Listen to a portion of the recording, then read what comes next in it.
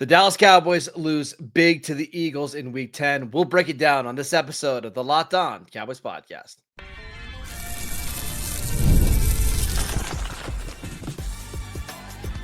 You are Locked On Cowboys, your daily Dallas Cowboys podcast. Part of the Locked On Podcast Network, your team every day. Welcome back to the Locked On Cowboys podcast, part of the Locked On Podcast Network, your team every day. We'd like to thank you for making us your first listen of the day. This episode is brought to you by Prize Picks. Go to prizepicks.com/LockedOnNFL and use promo code LockedOnNFL to win $50 instantly when you play $5. Welcome back. I am your host, Marcus Mosher. You can follow me on Twitter at Marcus_Mosher. Joining me today, as always, is Landon McCool. You can follow him on Twitter at McCoolBCB. On today's show, we are breaking down the 34-6 loss by the Dallas Cowboys to the Philadelphia Eagles. We're going to talk about Cooper Rush's play. We'll talk about some positivity on the defensive side of things. But Landon, big picture here, the Cowboys fall to 3-6 on the season. It's pretty clear that the season's over. We got news on Friday. Saturday afternoon now that Dak Prescott was going to have season-ending hamstring surgery. Yeah. But removing all of that, on Sunday, as I was sitting there watching the game, you know this Cowboys team is bad, but worse yet, they're not fun at all.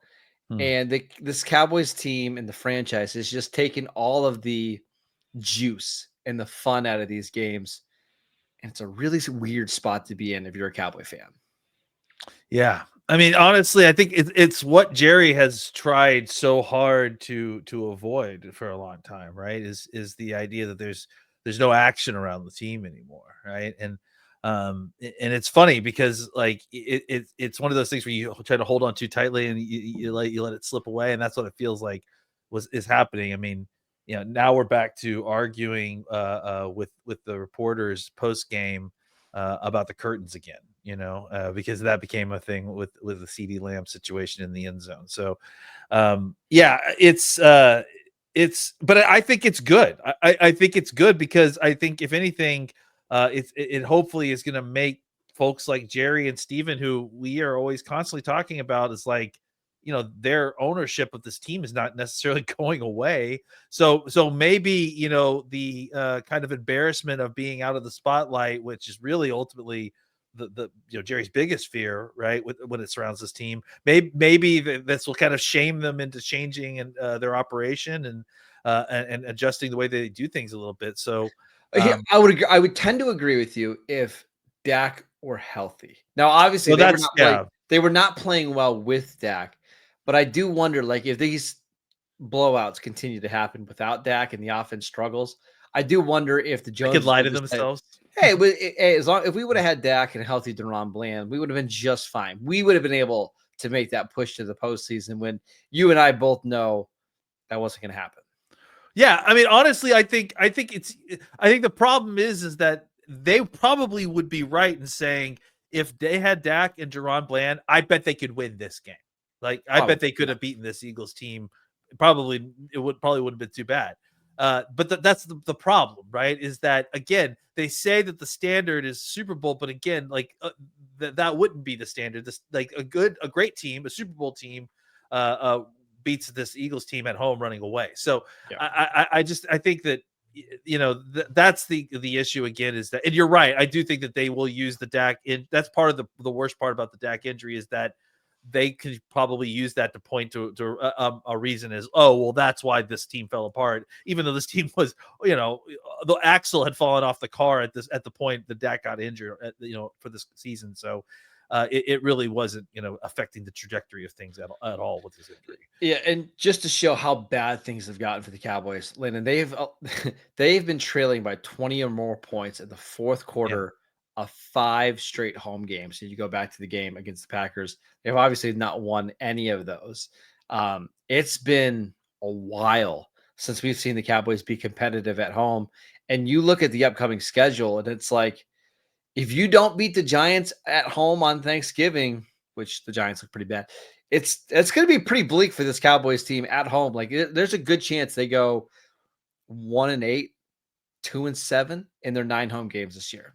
And that's, what a ridiculous turnaround from where we were last season, right? Like how fluky is that? Like you were one of the best teams that thought you were. I mean, you were on a point where you hadn't lost a home game, and I think in almost a season and a half, right? Wasn't it? They were on a crazy long home win streak for a while. So for them to kind of turn this around, and after only losing a couple of different players and obviously a defensive coordinator, but it's shocking, really, just to see like how bad this team got at home so suddenly. Yeah, and I think it's honestly it's indicative of the larger problems with this team and how quickly the fortunes of this team have turned around and have gone from being, well, they'll at least be a competitive team. I think we went into the season thinking they'll at least be a competitive team. They just aren't going to be as good a team as they were last season. I don't know any of us expected this, and then obviously the Dak situation is making it worse, but it's not like the problems with this team started with Dak Prescott's injury. We were the season was practically over at that point in Dak's injury, and whether it was a season-ending injury or not, honestly, was kind of the finishing touch to whether this was going to be a competitive season for the Cowboys. Yeah, and what's going to be hard about this for Jerry Jones moving forward is, how do you sell hope for the next 8 games to this Cowboys team, right? Like, they clearly aren't making the playoffs. They don't have their star quarterback. Their backup quarterback, who we'll get to, is struggling. How do you sell your fans that, hey, we know things are going to get better. Just watch the games on Sunday. You'll see, or Monday night in this case. Yeah. I don't see the path to convincing fans that suddenly things are going to get better. And maybe that's the only way, Landon. Like, if we start seeing more of these home games that are just loaded up with opposing fans, and it's more of these primetime blowouts, and I'll give you one key indicator. They have a game later in the year scheduled right now on Sunday Night Football against the Tampa Bay Buccaneers. If that game gets flexed out of Sunday Night Football into like 4 o'clock slate, I think that'll be pretty telling for Jerry Jones. Yeah, it should be. I mean, it again, like the only way to negotiate with these folks or to like get them to move off of their spot is to hit them where they're hurt, where it hurts, and this is just part of it. Like, this is a problem of their own making, and look, like you said, there's, I think, what is it, 4 primetime games left in the season, alone games of their next 5, I believe. I mean, that's ridiculous. This team shouldn't be showing off in front of anybody. There's some good teams playing good football right now. Yeah, so I don't know. Like, it's rough, and I think the problem is that it's rough, and now it's going to be on display nationally. And you wonder, like, if at the end of the season, having gone through this, if they don't flex some of these games out, I mean, they will flex them out. Even if the Cowboys are bad, they'll probably get decent ratings, but it won't be, what it normally was. No. And I wonder if the let's not go crazy, but I wonder if folks are going to put the Cowboys on as many huge games next season on the schedule, if Jerry doesn't do something to make the team noticeably better next year. So again, I'm just hoping that this is going to somehow motivate Jerry to change operation, to put some, invest a little bit. And I think that honestly, he was probably going to do that anyways, because this was obviously, like we've been talking about, a soft reset. But I if anything, I'm hoping that this is, not just a bad team, but like embarrassing that Jerry has to put this team as it is currently, constructed on national television 4 more times, and what that's going to motivate him to do for the 2025 season. The Cowboys have had bad seasons before, so this isn't totally out of the realm, right? Like 2015 was a bad year. That was the year Tony got hurt in week 2, right? Des got hurt in week 1. But even that season was more fun. Brandon Whedon kept them competitive in some games. Matt Castle kept them competitive in games. You had a big win against the Dolphins to make that, at least. What's crazy is that Thanksgiving game, if you remember back in 2015, actually kind of still mattered. We're going to be getting to a point real quick with this Cowboys team where there's just nothing left that's exciting to watch. And again, I think I come back to this. We've seen bad teams before, but that have at least been fun, that have fought hard. I don't know. This team is not fun. They're not good, and they're pretty boring to watch, Landon. Pretty boring. Yeah, well, I mean, I think the first quarter was good to watch football. But yeah, after that, after a certain point, and I don't know that you're going to get that, every week at a certain point, because there's still the hope and excitement of maybe this will turn around. But we'll talk about in this next segment, like if Cooper Rush is going to play the way that he did in this game, it's not going to give you the kind of spark that you need to win with backup quarterbacks. We're definitely going to need more out of the offense moving forward if you want to try to turn anything around or do anything exciting this season. Yeah, let's talk about Cooper Rush, who probably had his worst game as a pro. We will get to that next.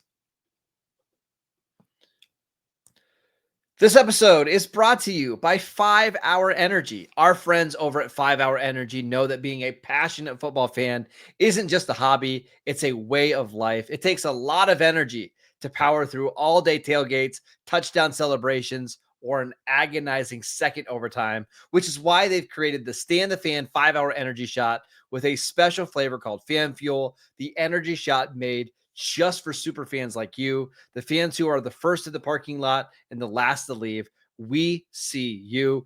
There's a lot of reasons to get excited about your team, or maybe you just need some 5 Hour Energy to get excited about your team if you're a Dallas Cowboy fan. But 5 Hour Energy knows that no matter what team you root for, being a fan requires heart, soul, and a whole lot of energy. Whether you're prepping for a big tailgate or ironing your favorite jersey, your game day to-do list is always a mile long. That's why the limited edition Stand the Fan 5 Hour Energy Shot is here to help you keep fueled throughout the season. Available on 5hourenergy.com, shipped nationwide. What's your fan fuel this week? Whatever it is, do it with a 5 Hour Energy. This episode is brought to you by Prize Picks. Prize Picks is the best place to get real money sports action. With over 10 million members and billions of dollars in award winnings, Prize Picks has made daily fantasy sports accessible to all. You just pick more or less on at least 2 players for a shot to win up to 100 times your cash. It's absolutely fantastic. Run your game all season long on Prize Picks. Prize Picks is the best way to get action in most states, including California, Florida, Georgia, and Texas. It's also the only real money daily fantasy sports platform with an injury insurance policy, so your lineups stay in place even if one of your players gets injured. If your player leaves in the first half and doesn't return, Prize Picks keeps your lineup alive. Sign up today and get $50 instantly when you play $5. You don't even need to win to receive the $50 bonus. It's guaranteed. Go to prizepicks.com or download the app today and use promo code LOCKEDONNFL to get $50 instantly after you play your first $5 lineup. Download the app today. Use promo code LOCKEDONNFL. Get $50 instantly after you play your first $5 lineup. Prize Picks, run your game. Welcome back to the Locked On Cowboys podcast. We are breaking down the 34-6 loss by the Dallas Cowboys in Week 10. Atlanta, let's talk about Cooper Rush. 13 of 23 for 45 yards in this game. Net passing yards of 35 on 23 dropbacks. 24 dropbacks. He was atrocious.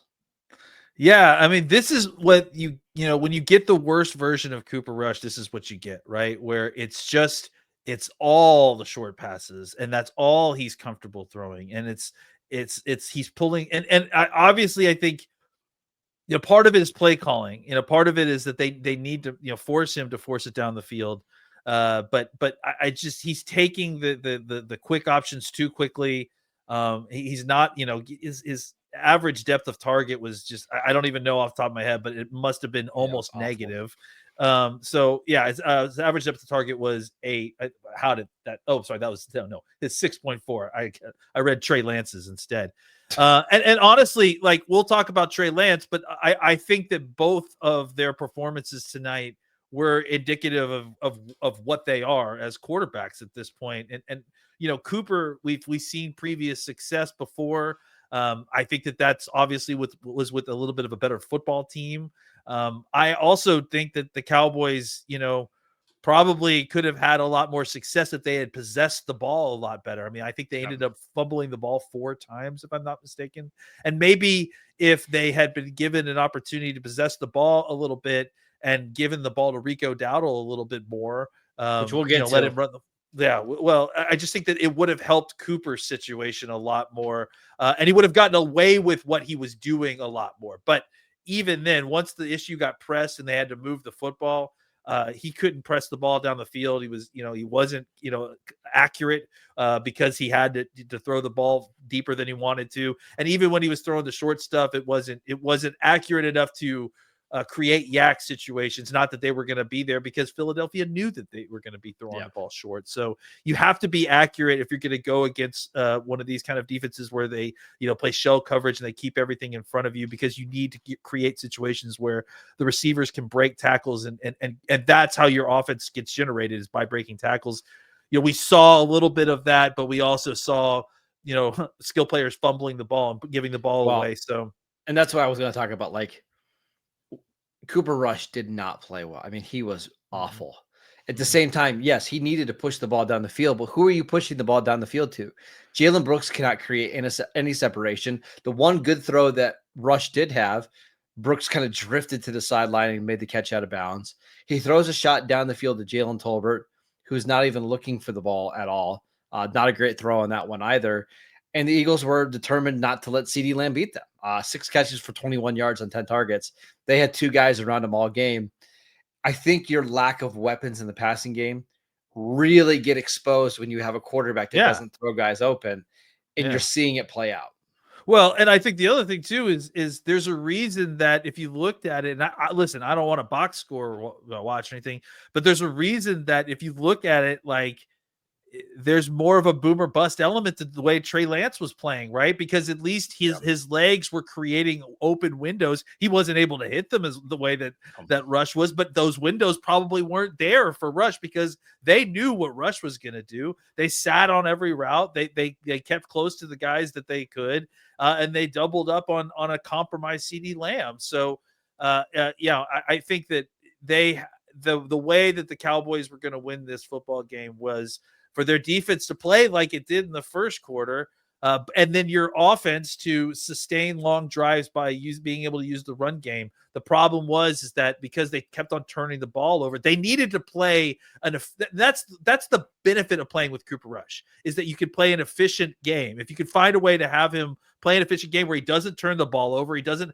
have to force the issue, he can win ball games that way. But the problem is that because they turn the ball over in the end zone, because they fumble the ball in those situations, and the score got the way it did, obviously your compromised defense eventually got exposed, and started pushing pressure on Cooper Rush to have to throw the ball at an area of the field at a rate that he was not comfortable with against this Eagles defense, and it pressed the issue. And I think that's why I will give McCarthy some credit for at least trying to go to Trey Lance and understanding that this was a bad situation for Cooper Rush in this, going against this defense in this situation, right? And in the same way that I complimented for pulling Lance right back out when it got into 3rd and 17, because that's not what Trey Lance does better either. No, he's trying to cobble together a situation with these 2 quarterbacks where they're playing to their best strengths, but neither of them, even with the kind of swapping situation, is even half as good as a good Dak Prescott. And Dak Prescott, even with his healthy squad against a talented Eagles team, I think it would have been a difficult game. So it was an uphill battle, to say the least. And I think the scoreboard ultimately, showed you the difference in the talent on the field tonight. And we're going to have all week long to talk about whether Trey Lance should be the quarterback, whether it should be Cooper Rush going into Monday Night Football. We'll talk about that. But let's talk about the Cooper Rush disappointing thing is, I think, the bottom line here, right? Like, that's to me is that this is the worst I've ever seen him play. I know he threw 3 interceptions the last game he played against Philly, but he didn't look like an NFL quarterback. Like he couldn't get the ball down the field. He couldn't do what he needed to do. His arm looked the offense shot. Yeah. Let's talk about something that was positive. I thought Rico Dowdle played really well in this game. Yes. At halftime, he had 10 carries for 50 yards. Okay. And he was running through Philadelphia's offense. 2 carries in the second half for 3 yards, and that was all he played.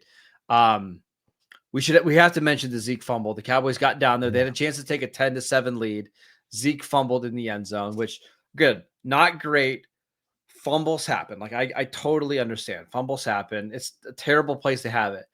But you know what the most frustrating thing of the whole part was to me, Landon, is that I do. Please, but I want to hear it. the Yes. next possession, the Cowboys immediately got a turnover right away. Micah Parsons gets a strip sack. It's Ezekiel Elliott on the field for the next touch. Now he gets 3 yards or whatever, but there's no accountability for mistakes that you make on the field. Like that is a huge mistake. And so rather than letting your best running back get a touch inside the 5-yard line, you go right back to Zeke Elliott. And I think it was David Hellman that pointed out on Twitter that last year, Hunter Lipke fumbled in the Miami game in the first quarter. That's right. Never got a touch the rest of the season. That's But right. Zeke does it a game after being suspended, by the way, because of conduct detrimental to the team. Immediately gets thrown back into the lineup. Like I don't understand it at all. What kind of messaging does it send to you? Like, hey, you can mess up and it doesn't matter. You're going to get the same opportunities that you usually would. I'll add in 2 more frustrating things about that. The reason that he came back in is the thing that was frustrating me. The reason that he was back in that second drive when it was in the goal line is because it's his entire role at this point. His only role is goal line. Your entire role is goal line. How do you fumble the ball after Dowdle got you all the way down there and is working his butt off and has earned the right, honestly, to be the one actually carrying the ball down there? How do you swap out Zeke and then have him go out and fumble the ball and then turn around and do it again? Like, who cares, man? Get him out of there and let Dowdle do the job. Like it's just ridiculous. Like how they continue to look at other. I understand that other running backs have to run the ball, but here's the second thing that I was going to mention. When Lipke fumbled that ball, it wasn't just like he didn't get the next series. They went and got Zeke for this because they didn't feel like they could trust Lipke because he fumbled that one time. Like, that's ridiculous. This should be Lipke's job right now. Cut Zeke, give those carries to Lipke, and let this be a duo between Lipke and Dowdle, and let's finish the season because I love Zeke. I think he's a great guy. I think he's great for the locker room, but I'm done with this. This is ridiculous. That's your whole job. Like, get out of here, man. Let Dowdle run the ball. Let Lipke run the ball, for goodness sakes. Yeah, 0 touches for Hunter Lipke here. Again, you are in a draft, or not draft and develop. You are in a developed season now with being 3-6. Why are we giving a 29-year-old Ezekiel Elliott prime carries in this game? Especially, I would understand it if you had no running game in this one, but Rico was crushing the Eagles in this one. I'm frustrated.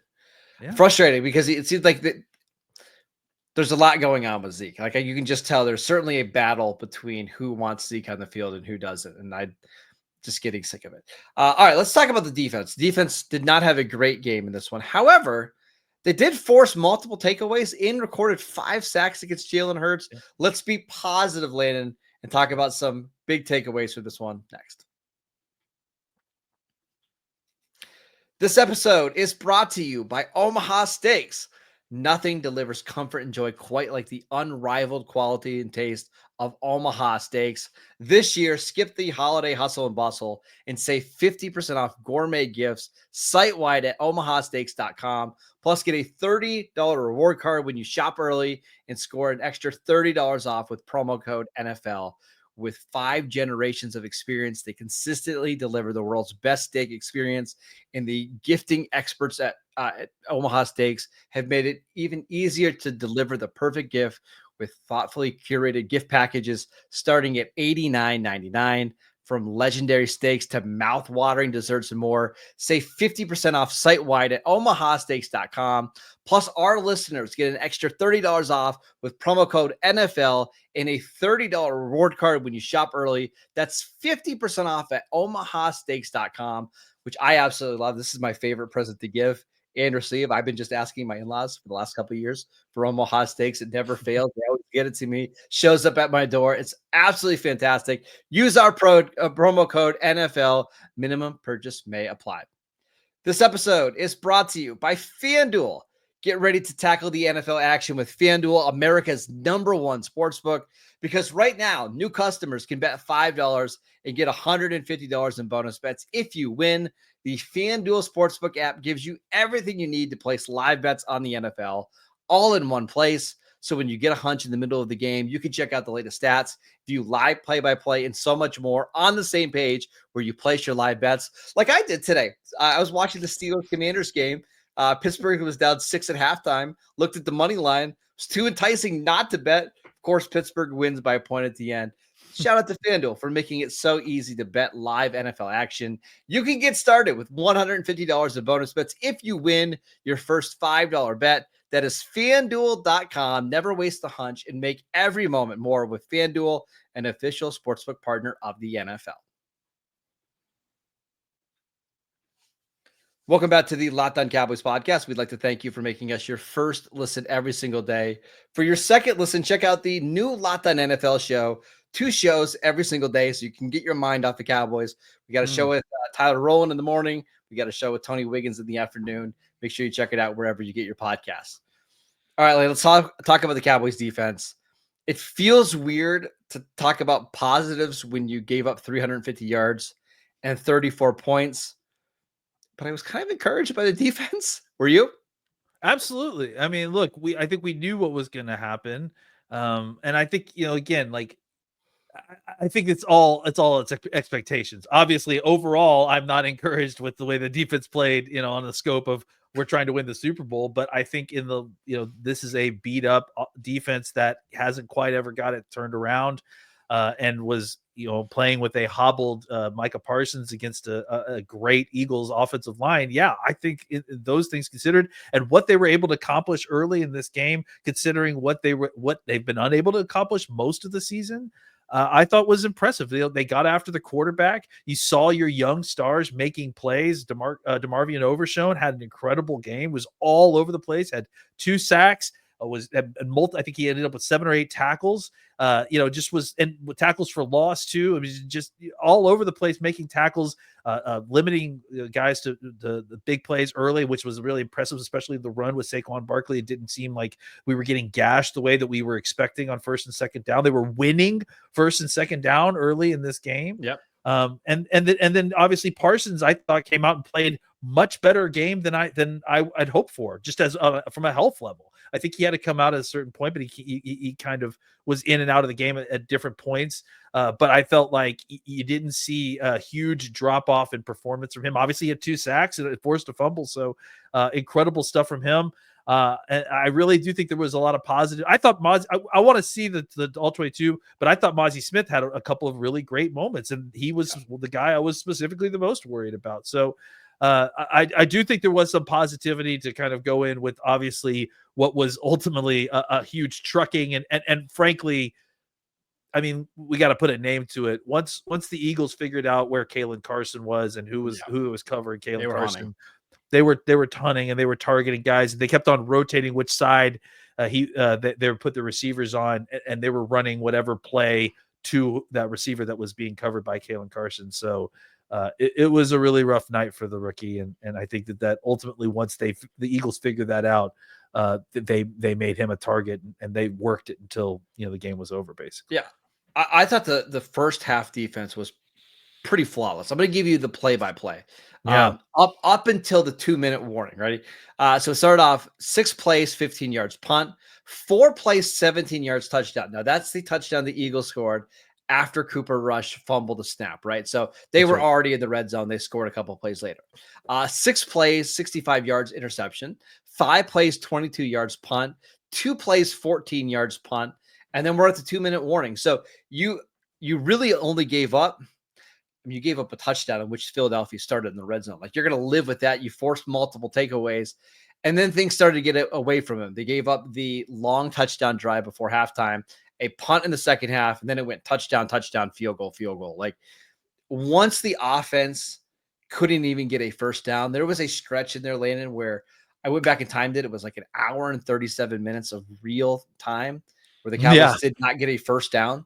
The defense was just exhausted by the time we got to the second half. But early on in this game, the defense gave you every single opportunity to try to win this game.